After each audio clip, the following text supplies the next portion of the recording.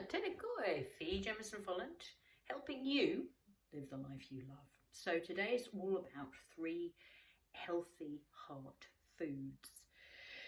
So a few might come to mind. But interestingly, it's not all the ones that get the Heart Foundation tick.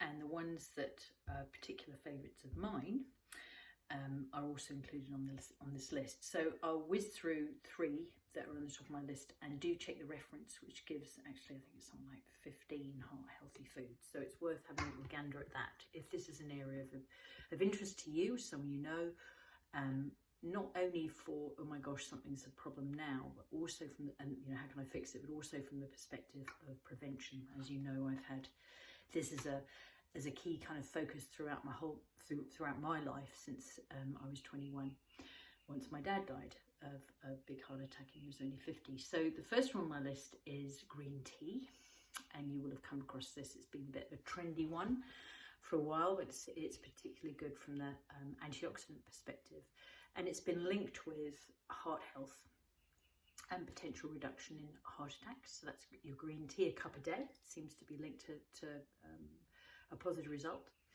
Second one I'm going to mention is dark chocolate. It doesn't have to be lots of it, maybe a couple of squares a day, and we're aiming for 70% or more. Again, antioxidants, and it's been shown to have some of the factors in there have been shown to have quite a balancing effect on the body in multiple ways. It's great for helping to regulate blood sugar, and it has been linked to heart health. You might want to do what one of my favourites is, which is to chew on some raw cacao beans, which I really got into when we were travelling in Bali. So that's a fave. Don't know. Yeah, apparently it's been linked with a lower incidence of heart attacks. And the third one on my list, which has been a point of contention, which is fair enough, is soy. And the reason why it can be contentious is when we're looking at highly processed soy products. But it's the same with, you know, if there's a tiny bit of green tea extract and it's all sugar, then it's not going to be that great. Pardon me. Or if it's chocolate but it's not 70%, or there's loads of other crud in there as well besides a little bit of 70% dark chocolate. So it's the same thing with soy. We're looking for GMO free, we're looking for organic, we're looking for not super processed. So it's not going to be sort of your soy spreadable things. It's going to be ideally fermented, so that's where we increase the potential benefit in the body. That's things like tempeh, miso.